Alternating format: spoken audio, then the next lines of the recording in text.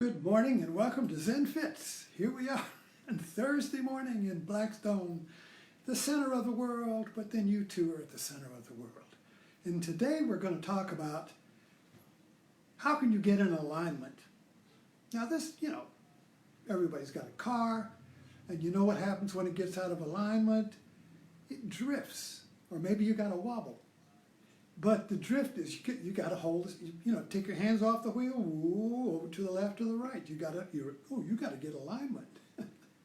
So you take it to a body shop and they get it in alignment, and then you can drive and the car goes straight, no effort. You don't have to keep pulling it back and forth. So how do we get in alignment with life? I mean, that's the question. We know how to get the car in alignment. Well, little rituals help.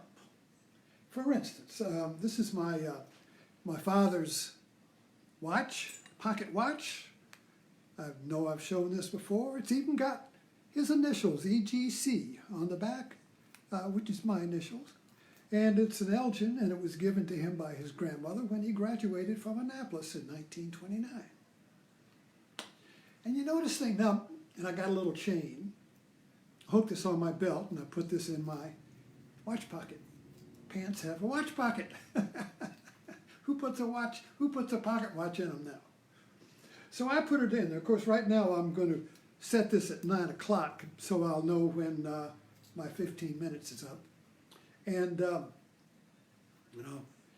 I'll keep in alignment with my time, you see. So every time you look at, this is the beauty of watches. Now, I've noticed with this, of course, I have to wind it myself every day.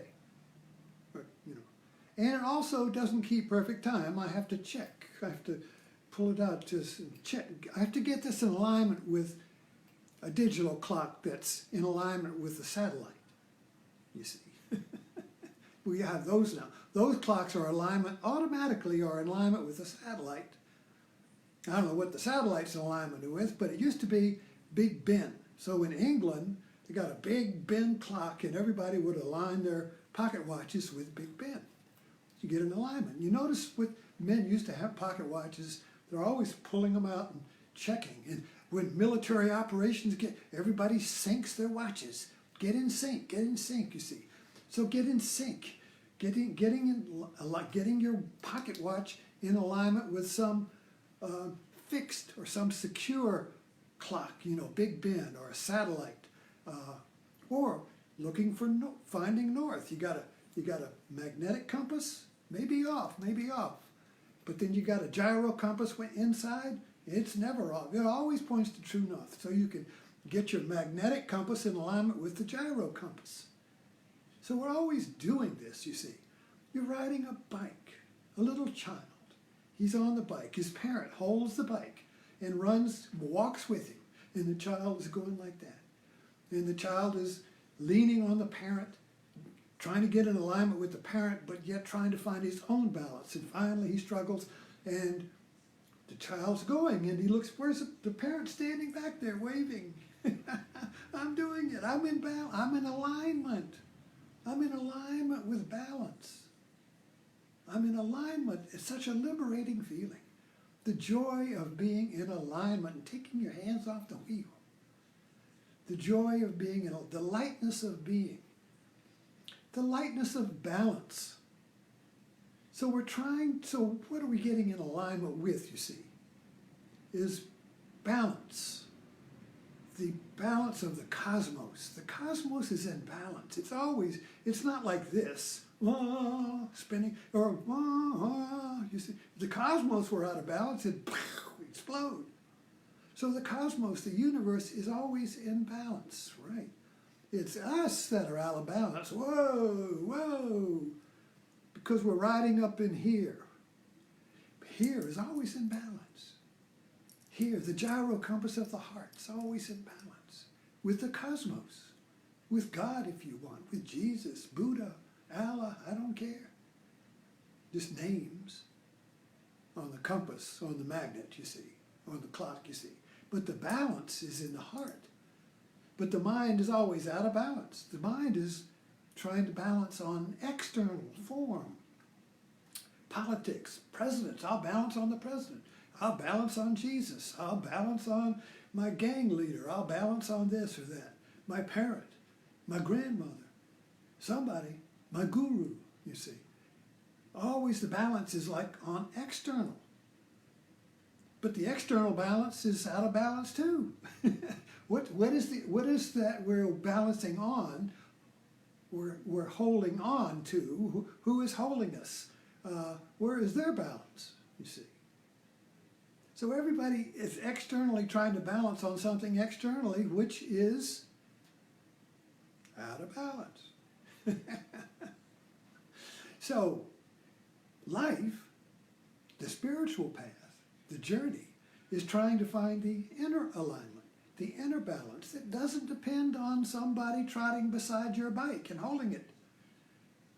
That's not some external tent pole, you see, some external Big Ben that we align ourselves with. And right now we're going through an alignment in our country. It's very interesting from this point of view. There are two poles here of alignment going on right now on the TV. One side is trying to align itself with the president.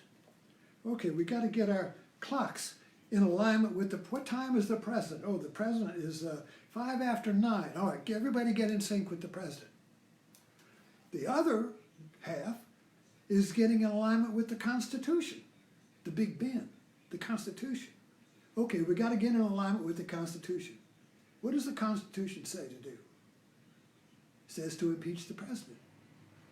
Wait a minute. You can't impeach Big Ben.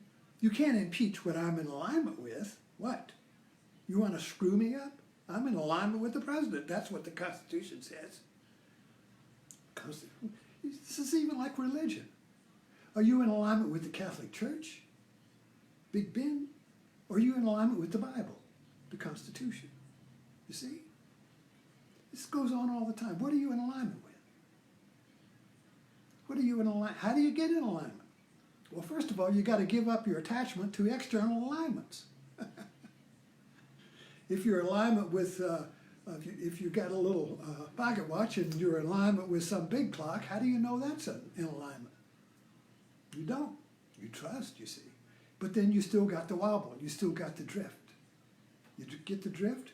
If you're still drifting, if you're still going to the right or to the left, still take effort to stay on the road. If it still takes conflict and effort, trial and tribulation to drive, you see, you're out of alignment. If you don't feel the lightness of being, if you don't feel the joy of riding on your own, being in balance with the bike, when you're in balance on your bike, you're in balance with the road. When you're in balance with the road, you're in balance with the whole universe. The road changes, you keep your balance. So we test ourselves. Well, let's go on a mountain bike. That'll really test your balance. YouTube is full of people who are extending balance. They're extending, they're creating the road where they have to rediscover balance again in miraculous ways. We love to watch that. How did he do that? How did he stay in balance when he's flipping through the air, you see? We're always trying to create the conditions for rediscovering our balance. So we have created the conditions so America can rediscover its balance. What do you balance on? A president who is a man? What is he balancing on? The Constitution or something else? So we're in alignment right now. We're trying to get in alignment so America can start feeling the joy of the lightness of being an American, the lightness of being free, the lightness of being independent, the lightness of not having a parent holding your bike, you see. The lightness of being is alignment. So let's look at a way that I practice to stay in alignment. Well, I practice meditation. And I've been on a spiritual journey since, I don't know, I left high school. I didn't know it. But the moment when somebody said, well, what do you believe? I said, I don't know. I'm an agnostic. Well, that's what I I don't think I said I was there. I don't know. You know. But then you have to know. Well, I want to know, you see. So right there, if you say, I don't know, you are beginning your spiritual path of not knowing, because if you admit you don't know, then you're open to knowing, of restoring balance. When you're in balance, you know. If you're riding a bike and you're not, and you know you're in balance. If you're writing and the words just flow out of your fingers, you're in balance. If you're cooking and the meal just comes together, you're in balance. If you're in love and you're in harmony with your partner, you're in balance, you see. So we know moments of being in balance, but we think they're miracles. I was in a hurry and the light turned green. Oh, thank you, Jesus. But then the light turned red. Oh, nothing works. I'm out of balance, you see. But the truth is, we're always in balance. Your life is in balance with the cosmos is in balance, so we're always in balance.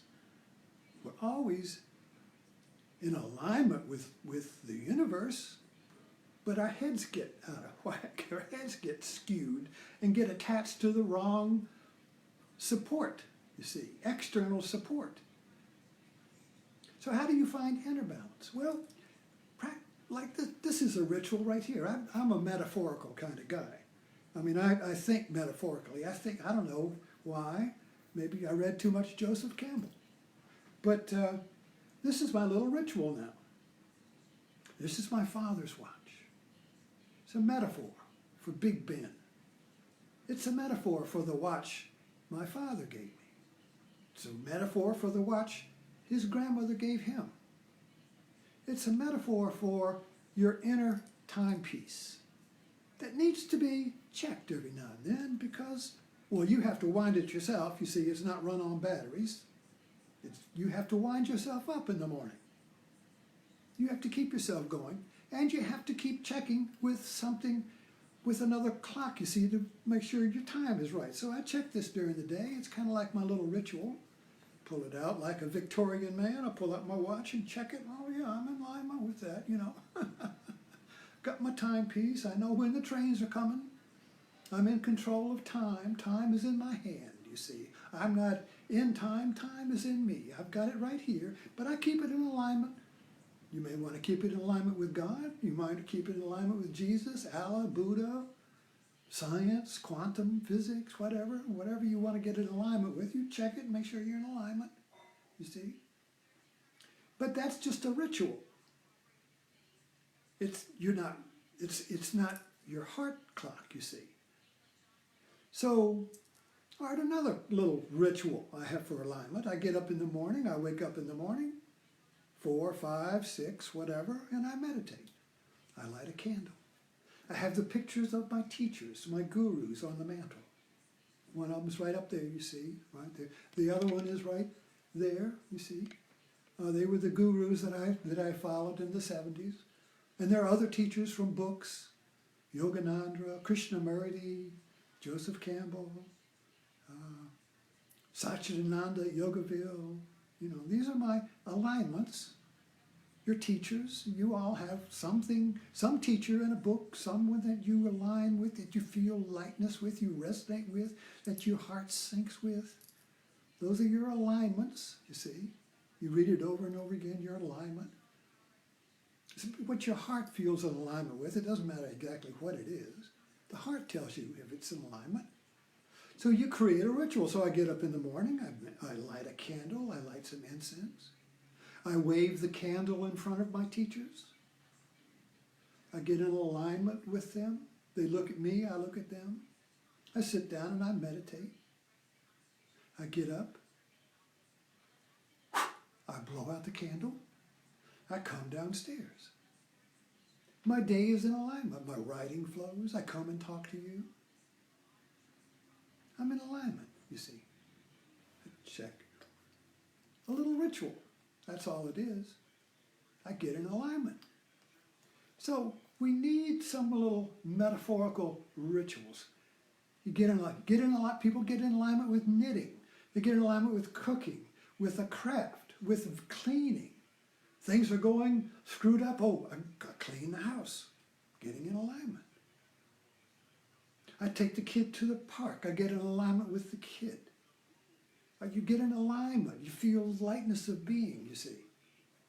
We have to do that because our watch runs down and we have to wind it and we have to keep checking it to make sure it's in alignment, that it's keeping the correct time, that it's in sync with the world, that it's in sync with love.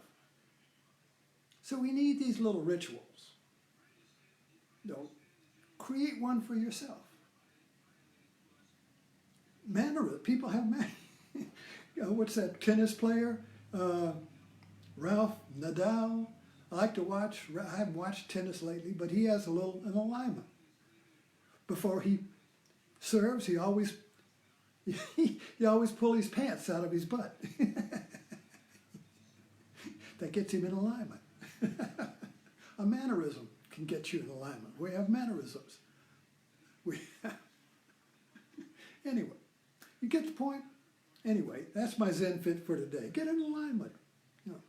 Go to a body shop. Thanks for dropping in.